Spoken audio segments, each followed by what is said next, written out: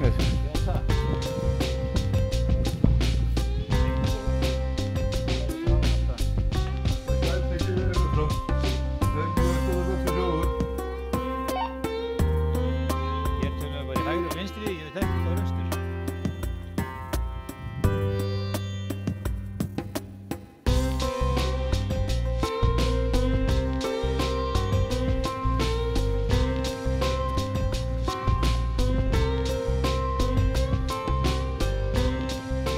Já, þetta er fyrsta Íslandsmóti sem við haldum í þessari skotkeppni, þessari grúpukeppni. Við höfum haldið töluvert mörg Íslandsmót í skori sem er annars eðlis, en það eru notaðir sömu rifflar og það er sama fólkið sem er að keppa í því líka. En sem ég sagði, þetta er þéttur kjarni sem stundar þessa skottími og þetta er nú einskorðast mikið við Norður- og Austurland, þessi hópur. Miðjan er hvað það blaðið er að skjóta, hvort það er varmöpp eða blað 1, 2, 3, 4 eða 5 og síðan hérna aftur er þá riðill og borðið. Það er til fullt af þessu rifflum sem eru notaðir í þetta en ég mennir bara í öðru og kannski liggur ekkert áhugin endilega þarna hjá mönnum þó þeir eigi þessa riffla. En við skulum bara vona að þetta sé vaxandi.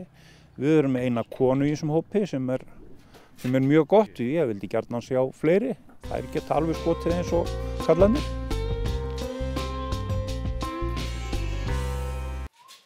Það er nú rifflarnir, tækin eru öll mjög svipuð. Jú, já, þú þarft að halda einbeitni og ró líka og þú þarft að vera mjög yfirvegaður og agaður til þess að ná árangri og þú þarft að vera skipulagður. Þetta eru margir litlir þættir sem geta talið í svona sem geta skilið milli verðlaunasætis og ekki verðlaunasætis. Þá skulum við setja potta í.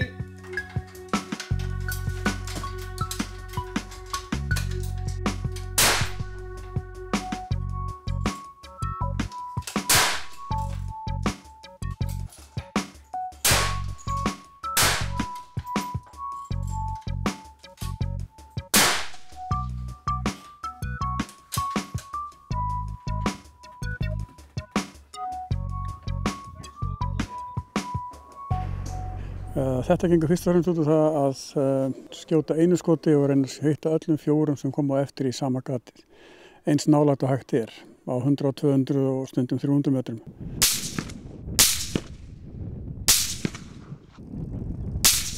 Það snýst ekki að hitta endilega miðjuna. Við viljum oft ekki skemma miðjunapunktinn, heldur látum við grúppuna eða klasan koma fyrir neðan eða neðarlega sem næst miðjunapunktinum til að skemma sem minnst og reynum að fá alla kúlurnar 5 saman í klasa eins nálægt hvor annar og hægt er. Flestir hlaða staðnum til að geta stýrt púðurhleðslunni vegna þess bara í dag þurfti ég að stilla púðurhleðsluna örlítið niður. Þetta er það mikið nákvæmni að nokkrir partar úr greini sem við köllum skipta verulegu máli, sérstaklega á 200 metrum og við verðum að geta rauninni haft stjórn á hleðslunni sem við höfum ekki ef við hlöðum heima. Þá getum við lent í því aðstæðum að vera búin að hlaða öll skotin og geta ekki breytt neinu og þurfa að skjóta öllu bara. Þannig að við viljum alltaf geta, þetta snýst það að stjórna öllu ferlinu að systeminu sem við kallum system sem er það sem við erum með á borðinu.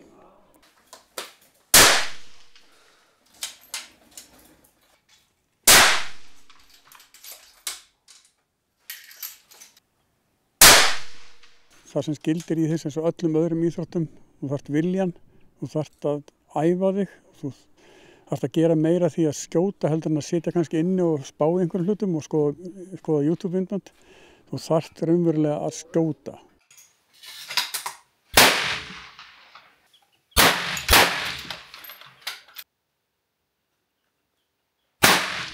Hitastigið hérna í dag var 6 til 7 gráður og oftast er þetta í lagi hérna á Íslandi en erlendis getur verið alveg 20 gráðu hitamunur.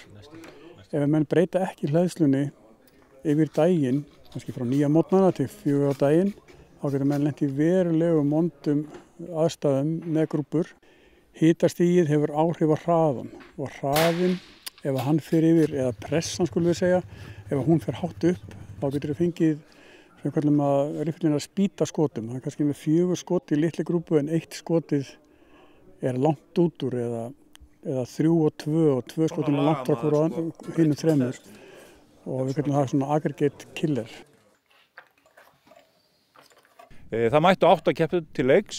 Við hefðum gjarnan viljað sjá fleiri. Þetta er kjarni sem er að keppi þessari skotfimi en við vorum allavega 8 í þetta skipti og veðrið var alveg ásættanlegt og það var þetta bara svona ekta íslenskt sumar. Við létum það ekkert á okkur fá, mótið tókst vel og ég held að allir keppendur hafi verið bara mjög ánægðir. Aðstæðan hérna er góð og það er ekkert út á hana að setja. Við höfum fínt klúbhús og fínt skothús og braut, þannig að við getum ekki kvartað.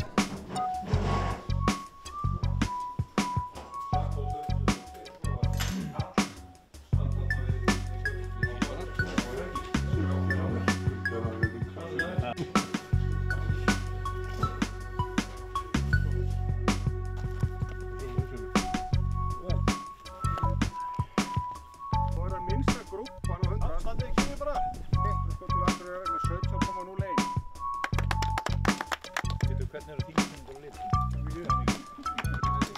Það er ekkert af það köfló.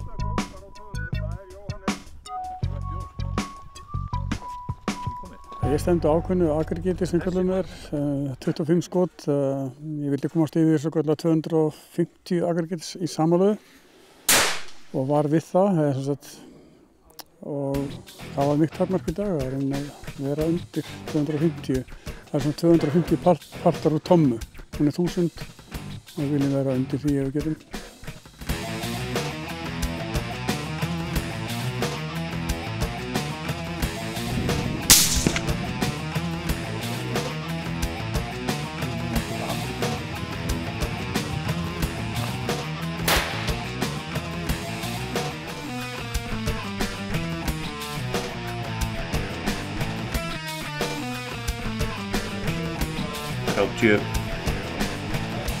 Ekki pesi.